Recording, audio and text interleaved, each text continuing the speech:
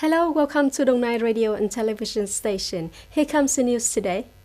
The National Steering Committee on March the 30th organized an online conference with 63 provincial health authorities on training to improve the capacity of grassroots health in the prevention of COVID-19 pandemic.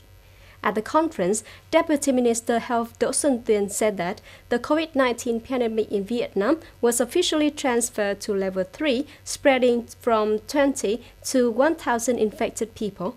At this stage, the role of medical facilities is extremely important. Deputy Minister of Health Do Xuân Tuyên said that the current infection depends on three factors. Firstly, people carrying the epidemic from abroad. Secondly, it depends on the detection of infected people and the isolation. Early detection, early isolation will prevent further outbreaks. Thirdly, depend on the treatment of infected patients. This is also related to infection in health facilities. Deputy Minister Do Xuân Tuyên said that at this level 3, the role of grassroots health is very important. The care must focus on addressing two issues. Firstly, how to detect external infections community if we find out how to limit the spread into the community. At the conference, leaders of Preventive Medicine Department, Administration of Medical Examination and Management, and Department of Environmental Health Management exchanged and shared the epidemic prevention measures in this period for health units nationwide. According to a statement issued by the European Council on March the 30th, they adopted a decision regarding the completion of the EU-Vietnam Free Trade Agreement, EVFTA. This is the final procedure from the European Union for the EU to be implemented after the European Parliament ratified the agreement with very high votes on February the 12th. Once approved by the National Assembly of Vietnam, it is expected that this agreement will officially come into force in the next few months. Speaking after the European Council made the final decision on EVFTA, Croatia's foreign minister, who holds the rotating chairmanship of the EU, Mr. Gordon Grlić-Radman, reiterated that EVFTA is the most ambitious agreement ever of the EU to a developing country.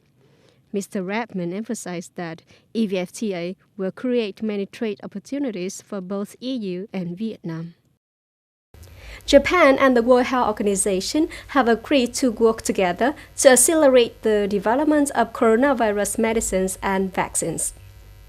Japan's Prime Minister Abe Shinzo and WHO Director General Tedros Adhanom Ghebreyesus confirmed in a phone call on Monday that developing drugs and vaccines will be key to containing the pandemic. Abe sought support from the WHO for a plan to carry out clinical trials of the anti-flu drug Vivigan in tandem with other countries. Tedros agreed that the WHO will cooperate with Japan. He made clear that the world body will actively engage in the development of coronavirus drugs and vaccine. The Australian government has earmarked $130 billion toward wage subsidies over the next 6 months in an extraordinary bid to stave off further job losses as the economy faces a sharp downturn during the coronavirus pandemic. In this support package, the government will pay a fixed amount of $1,500 Australian dollars per 2 weeks, approximately $885 for each employee over the next 6 months, and this amount will be paid through the corporate payroll system, CARMA. This support is applied to businesses that lose 30% of their revenue.